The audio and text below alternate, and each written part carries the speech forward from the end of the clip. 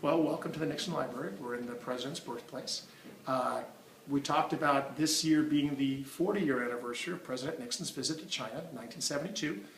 It's actually, well, we're a little bit past that period. The thing that I found significant about President Nixon's visit, we had the major world powers, the Soviet Union, the United States, in the height of what was considered the Cold War. Two adversaries somewhat, looking at each other, just kind of not, really too sure. China, as it is today, huge surplus of people, and yet kind of remote and isolated at the time. President Nixon, and I don't want to sound too cynical, was probably looking at the way saying, how do we, make advances with China, maybe before the Soviet Union does. Soviet Union and People's Republic of China were both communist.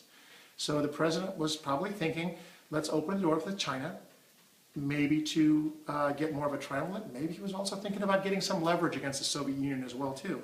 The thing I find significant about President Nixon being the one that instituted or instigated this was he had built his career on anti-communism. When he first became a congressman, a senator, along with Senator Joseph McCarthy, he was one of the most anti-communist politicians we had in the nation.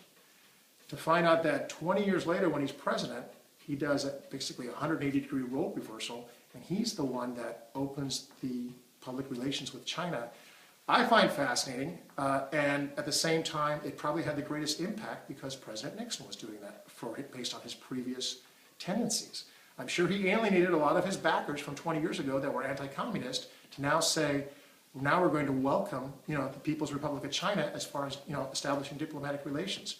Had his predecessor, President Johnson, done it as a Democrat, nothing against President Johnson, I don't think it would have been anywhere near as effective or has as much impact as President Nixon doing that. So again, that alone I think is a staggering thing. Obviously everything has morphed from there. The Soviet Union, it doesn't exist as the Soviet Union, but Russia is still in existence. The Union split up. China is clearly one of the main players in the world today. That's not because the United States opened up diplomatic relations. However, our nation is completely different because of the way it's been for the last 40 years, only because President Nixon established the diplomatic relations with China. I hope that works.